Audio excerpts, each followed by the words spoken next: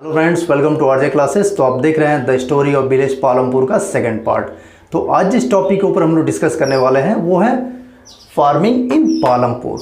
तो हम लोग ये जानेंगे विलेज पालमपुर में फार्मिंग कैसे होता है। तो सबसे पहले फ्रेंड्स ये जान लें कि पालमपुर के टोटल पॉपुलेशन में 75% लोग फार्मिंग से रिलेटेड है, यानी वो लोग फार्मिंग के ऊपर डिपेंड है। अब इस 75% में फार्मर भी आ जाते हैं और फार्म लेबरर्स भी आ जाते हैं। तो फ्रेंड्स 75% लोग का सर्वाइवल कैसे होता होगा इतने लैंड में। तो फ्रेंड्स ये जान लें कि किसी भी क्रॉप प्रोडक्शन को इंक्रीज़ करने के लिए लैंड एरिया इंक्रीज़ करना ज़रूरी नहीं है। Modern technique, modern farming method के वजह से हम लोग इसे आसानी से इस क्रॉप प्रोडक्शन को बढ़ा सकते हैं। तो आइए कुछ मेथड्स के बारे में जानते हैं। तो सबसे पहला पॉइंट है multiple cropping. Friends multiple cropping क्या होता है ये हम लोग जानते हैं। इसका डेफिनेशन है it is the process in which number of crops are produced in a single land in the same year, यानी एक ही ईयर में, सेम ईयर में एक ही लैंड पर मोर देन वन क्रॉप्स लगाते हैं तो उसे मल्टीपल क्रॉपिंग कहते हैं। और यही सिस्टम पालमपुर विलेज के लोग भी करते थे।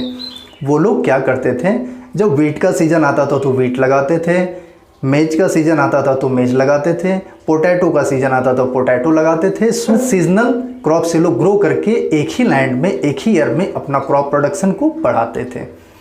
अब फ्रेंड्स क्वेश्चन आता है पालमपुर विलेज के लोग क्रॉप्स ग्रो करने के बाद इनकम कैसे करते थे। ओके, तो सबसे पहले ये जान लें कि पालमपुर विलेज के लोग वीट को जब ग्रो हो जाता था तो इन वीट को सबसे पहले अपने खुद के कंजम्पशन के लिए रख लेते, अपना फैमिली नीड्स के लिए पहले उसे स्टोर कर लेते थे। उसके बाद से जो बच जाता था वीट, उसे वो लोग पास में जो बड़ा सा विलेज है रायगंज, वहाँ पर इसे ले जाकर सेल कर देते थे।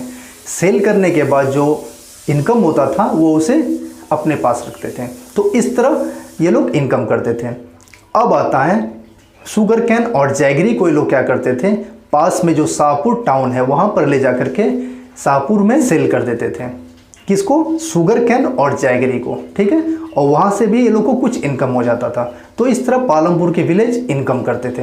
अब हम डिस्कस करेंगे नेक्स्ट टॉपिक के ऊपर जो है मॉडर्न फार्मिंग मेथड्स। तो फ्रेंड्स ये जान लें मॉडर्न फार्मिंग मेथड के पहले, यानी ग्रीन रिवोल्यूशन आने के पहले लोग ट्रेडिशनल सीड्स का यूज़ करते थे, जिसमें क्रॉप प्रोडक्शन बहुत ज़्यादा नहीं हो पाता था। इसमें ये लोग नेचुरल मैन्योर यूज़ करते थे, ठीक है। तो क्रॉप प्रोडक्शन बहुत ही कम होता था। लेकिन मॉडर्न फार्मिंग मेथड आने की वजह से लोग high yielding variety of seeds use करने लगे, केमिकल फर्टिलाइजर्स यूज़ किए, केमिकल पेस्टिसाइड्स यूज़ किए। इसके बाद वहाँ के पालमपुर विलेज का क्रॉप प्रोडक्शन बहुत ही ज़्यादा बढ़ गया। अब ट्रेडिशनल सीड जब था, प्रोडक्शन भी ट्रेडिशनल सीड्स, जब ट्रेडिशनल सीड्स पालमपुर के विलेज लोग यूज़ करते थे तो उस समय प्रोडक्शन 1300 kg पर हेक्टर होता था। नोट करें कि ट्रेडिशनल सीड जब यूज़ करते थे पालमपुर विलेज के लोग तो उस समय production 1300 kg per hectare production होता था। लेकिन HYV सीड्स यूज़ करने के बाद, यानी मॉडर्न फार्मिंग मेथड्स यूज़ करने के बाद देखिए वेट का ग्रोथ कितना हुआ है, 1300 से ये 3200 kg पर हेक्टर में कन्वर्ट हो गया है। ओके, तो ये डिफरेंस आप देख पा रहे हैं ट्रेडिशनल मेथड और मॉडर्न टेक्निक मेथड से, यानी मॉडर्न फार्मिंग मेथड से क्या डिफरेंस होता है। हमारे कंट्री में मॉडर्न फार्मिंग मेथड का यूज़ सबसे पहले हरियाणा, पंजाब और उत्तर प्रदेश में हुआ था। अब हम लोग नेक्स्ट टॉपिक के ऊपर डिस्कस करेंगे जिसका नाम है modern farming machines. Modern farming machine के फ्रेंड्स बारे में आप जानते होंगे कि जो न्यू टेक्नोलॉजी यूज़ होता है, जैसे कि ट्रैक्टर, थ्रेशर्स, ठीक है, ये सब चीज़ आज के फार्मिंग मेथड में हम लोग यूज़ करते हैं। तो यही चीज़ पालमपुर में भी यूज़ होता था। ये मॉडर्न फार्मिंग मशीन्स हैं। और भी एग्जांपल्स हैं, सीड ड्रिल हो गया, ठीक है, थ्रेशर्स, ट्रैक्टर्स, ये सब मॉडर्न फार्मिंग मशीन्स में आ जाते हैं। फ्रेंड्स ये कह सकते हैं कि पालमपुर विलेज में multiple cropping, modern farming method और मॉडर्न फार्मिंग मशीन की वजह से क्रॉप प्रोडक्शन में बहुत ही अच्छा इंक्रीमेंट हुआ। मॉडर्न फार्मिंग मेथड का जो एडवांटेज हम लोग जाने, अब हम लोग इसका डिसएडवांटेज भी जानेंगे। अभी तक ये जाने कि मॉडर्न फार्मिंग वजह से हम लोग का क्रॉप प्रोडक्शन कैसे बढ़ा, ठीक है। अब इसका कुछ डिसएडवांटेज भी होता है।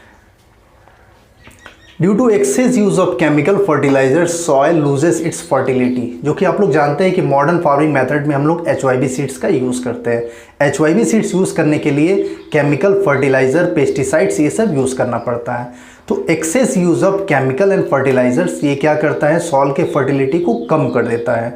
तो यह पहला डिसएडवांटेज है। Next, over use of ground water has reduced the water level below ground. तो मॉडर्न फार्मिंग मेथड में HYB सीड्स के लिए वाटर बहुत ही ज़्यादा लगता है ट्रेडिशनल सीड्स के मुकाबले। तो इससे क्या होता है, पालमपुर विलेज के लोग ग्राउंड वाटर का बहुत ही ज़्यादा यूज़ करने लगे। इससे क्या हुआ, ग्राउंड वाटर लेवल बहुत ही लो चला गया। तो ये एक डिसएडवांटेज है मॉडर्न फार्मिंग मेथड का। इसी तरह अगर हम मॉडर्न फार्मिंग मेथड का यूज़ करते रहें तो आने वाले समय में हो सकता है रिसोर्सेस हम लोग का कम हो जाएगा या ख़त्म होने के कगार पे आ जाएगा, फार्मिंग ख़त्म होने के सिचुएशन पे आ जाएगा। और हम डिस्कस करेंगे लैंड डिस्ट्रीब्यूशन, यानी पालमपुर विलेज में लैंड का डिस्ट्रीब्यूशन किस तरह हुआ था, आइए वो जानते हैं। तो इसे 3 पार्ट में डिवाइड किया गया है, 3 पार्ट्स में। एक लैंडलेस फार्मर और दूसरा स्मॉल फार्मर्स और थर्ड मीडियम और लार्ज फार्मर्स। ओके, तो लैंडलेस फार्मर में फ्रेंड्स क्या आता है, टोटल आउट ऑफ 150 फैमिलीज जो है वो लैंडलेस हैं, यानी जिनके पास कोई लैंड नहीं है और वो दूसरों के लैंड के ऊपर वर्क करके उनका क्रॉप प्रोडक्शन करके कुछ पैसे उन लोगों को मिलते थे। नेक्स्ट रहते हैं स्मॉल फार्मर्स। स्मॉल फार्मर्स में क्या आ जाते हैं, 240 फैमिलीज आती हैं स्मॉल फार्मर्स कैटेगरी में। इन लोग के पास लेस देन 2 हेक्टेयर लैंड होता था। नेक्स्ट आता है मीडियम एंड लार्ज फार्मर्स। ये लोग बड़े फार्मर्स जो थे, इन लोग के पास देखिए ये 60 टोटल फैमिलीज थी। मीडियम एंड लार्ज फार्मर्स के कितने फैमिली थी, टोटल 60। इन लोग के पास, हर फार्मर के पास मोर देन 2 हेक्टेयर लैंड होता था और कुछ ऐसे भी लार्ज फार्मर्स हैं जिनके पास मोर देन 10 हेक्टेयर लैंड भी होता था। तो यानी इससे यह क्लियर होता है फ्रेंड्स कि पालमपुर विलेज में लैंड डिस्ट्रीब्यूशन इक्वली नहीं किया गया है कि ये जो लैंडलेस फार्मर होते हैं ये करते क्या हैं, कैसे इनका इनकम होता है जब इनके पास तो कोई लैंड ही नहीं है। तो जानिए, ये लैंडलेस फार्मर टोटल 150 नंबर्स के होते हैं। तो ये लोग क्या करते हैं, मीडियम और लार्ज फार्मर के जो लोग हैं उनके लैंड पर जाकर वर्क करते हैं, जिसके बदले उनको कुछ पैसे मिल जाते हैं, उनका कुछ इनकम हो जाता है। ये जो सैलरी बोल सकते हैं या वेजेस बोल सकते हैं, या वो पैसे में दे देते हैं करेंसी में, या फिर कुछ क्रॉप्स दे देते हैं उसके बदले। अब स्मॉल फार्मर्स क्या करते हैं, इनके पास लैंड होता है लेकिन बहुत ही कम होता है। ये लोग खुद ही फैमिली मेम्बर मिल करके खुद के लैंड को खुद कल्टीवेट कर लेते हैं और उसे ग्रो करते हैं, प्रोडक्शन करते हैं अपने क्रॉप्स की। नेक्स्ट ये जो है मीडियम एंड लार्ज फार्मर्स के पास क्या होता है, बहुत सारे लैंड होती है इनके पास। एक लोग के पास 2 हेक्टेयर या मोर देन 10 हेक्टेयर्स भी लैंड होती है। तो ये लोग अपना लैंड का कल्टीवेशन खुद नहीं कर पाते। ये लोग क्या करते हैं, स्मॉल फार्मर्स या लैंडलेस फार्मर जो है उनको हायर करती है, उनको बुलाती है अपने लैंड पे कि आइए आप हमारे लैंड पे काम कीजिए, और इसके बदले में उन्हें वेजेस दिए जाते हैं। पालमपुर विलेज में फार्मिंग को लेकर के यानी वर्क करने को लेकर के आपस में ही विलेजर्स का यानी लैंडलेस लेबर जो है आपस में इन लोग का बहुत टफ कंपटीशन होता है। और इन लोग का जो लेबरिंग टाइम होता था वो कोई फिक्स नहीं होता था। हो सकता है ये 1 डे के लिए भी रखते थे, कभी 1 मंथ के लिए या 1 ईयर के लिए या फिर 1 सीज़न के लिए, या कोई फिक्स नहीं था। ठीक है। और दूसरा चीज़ ये आता है कि इन लोग का सैलरी जो था, जो वेजेस था, गवर्नमेंट के द्वारा ये फिक्स कर दिया गया था 60 रुपीज़ पर डे। लेकिन टफ कंपटीशन होने के बाद वहाँ पर क्या होता था, यह अमाउंट उन लोग को नहीं मिल पाता था। तो होता यह था कि ज़्यादा लैंडलेस और स्मॉल फार्मर्स थे, तो वर्क करने की होड़ में अगर आप काम नहीं करेंगे तो मैं इन्हें दे दूंगा, ये नहीं करेंगे तो ये दे दूंगा। तो एक ऑप्शन रहता था मीडियम और लार्ज फार्मर्स के पास। तो जो 60 रुपीज़ गवर्नमेंट के द्वारा पर डे फिक्स किया गया था, तो इसमें क्या होता था, कुछ लोग उससे भी कम में वर्क करने के लिए तैयार हो जाते थे। एक एग्जाम्पल स्टोरी में दिया हुआ है डाला और रामकली का। डाला जो थे वो 40 रुपीज़ पर डे के हिसाब से काम करते थे, रामकली जो थी वो 35 रुपीज़ पर डे के हिसाब से वर्क करने के लिए तैयार रहती थी। तो इस तरह बहुत सारे लेबर्स जो थे अपना जो डिमांड था, जो रेट था, वह उससे भी कम करने के लिए रेडी रहते थे।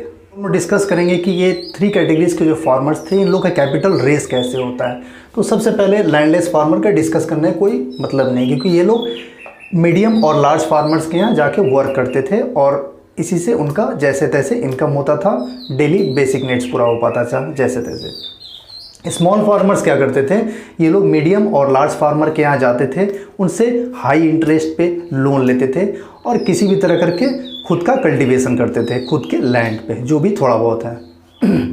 मीडियम एंड लार्ज फार्मर्स, ये लोग का ना कहीं से लोन लेना पड़ता था ना कुछ, ये लोग का खुद बहुत ही ज़्यादा ह्यूज इनकम हो जाता था और ये लोग कुछ इनकम यूज़ करते थे प्रेजेंट के लिए और कुछ नेक्स्ट ईयर कल्टीवेशन के लिए स्टॉक करके रख देते थे, चाहे वो बैंक में हो या किसी भी तरह से। फ्रेंड्स, अब हम लोग डिस्कस करेंगे इस चैप्टर के लास्ट टॉपिक के ऊपर, जो है नॉन फार्मिंग एक्टिविटीज़। अभी तक हम लोग फार्मिंग एक्टिविटीज़ के ऊपर डिस्कस किए थे कि फार्मिंग एक्टिविटीज़ कैसे हुआ था, क्या हुआ था, और ये भी बताए थे कि पालमपुर के विलेज के ज़्यादातर जो लोग हैं, मोस्ट ऑफ द पॉपुलेशन है, वो 75% फार्मिंग से रिलेटेड रहते थे और फार्मिंग के ऊपर डिपेंडेंट थे। अब जो टॉपिक है वो नॉन फार्मिंग एक्टिविटीज़ हैं, यानी पालमपुर के जो बचे 25% है वो नॉन फार्मिंग से जुड़े हुए थे। क्या क्या वर्क करते थे लोग, कैसे अपना सर्वाइव करते थे, आइए वो जानते हैं। तो इन लोग का वर्क था पहला डेयरी से कैसे रिलेटेड थे ये लोग पालमपुर के विलेज जो 25% नॉन फार्मिंग एक्टिविटी से जो रिलेटेड थे, ये लोग अपने घर पे काऊ बफेलो रखते थे और इनसे जो मिल्क निकलता था वो पास में जो विलेज है या शहर है, टाउन्स हैं, वहाँ पर जा कर के इसे सेल करते थे, चाहे वो काऊ को मिल्क हो, बटर हो, घी हो, एक्सेट्रा कुछ भी। तो इस तरह से डेयरी फार्मिंग की वजह से ये लोग अपना सर्वाइवल करते थे। तो फ्रेंड्स, अब हम डिस्कस करेंगे स्मॉल स्केल मैन्युफैक्चरिंग का। स्मॉल स्केल मैन्युफैक्चरिंग यानी कोई छोटा सा बिजनेस जो बहुत ही कम लोगों के बीच किया जा सके, ऐसा स्मॉल बिजनेस जिसमें कुछ घर के लोग या कुछ लोगों को लेकर के स्टार्ट करें और वो आसानी से हो पाए। स्मॉल स्केल बिजनेस में आप क्ले एंड पॉटरी को ले सकते हैं या कोई छोटा सा मैन्युफैक्चरिंग इंडस्ट्रीज स्टार्ट किए, कुछ छोटे मोटे कुछ चीज़ प्रोडक्ट्स बनाना, ये स्मॉल स्केल इंडस्ट्रीज में आ जा रहा है। नेक्स्ट है शॉप कीपिंग। गाँव में पालमपुर विलेज में छोटे मोटे बहुत सारे शॉप्स थे, यहाँ तक कि क्लॉथ्स के शॉप, जनरल स्टोर्स, इन तरह के शॉप्स थे जिससे लोग अपना सर्वाइवल करते थे। ये भी नॉन फार्मिंग एक्टिविटीज़ में आ जाता है। नेक्स्ट टॉपिक है फ्रेंड्स ट्रांसपोर्टेशन। ट्रांसपोर्टेशन भी एक बहुत ही बढ़िया नॉन फार्मिंग एक्टिविटीज़ था पालमपुर विलेज के लिए।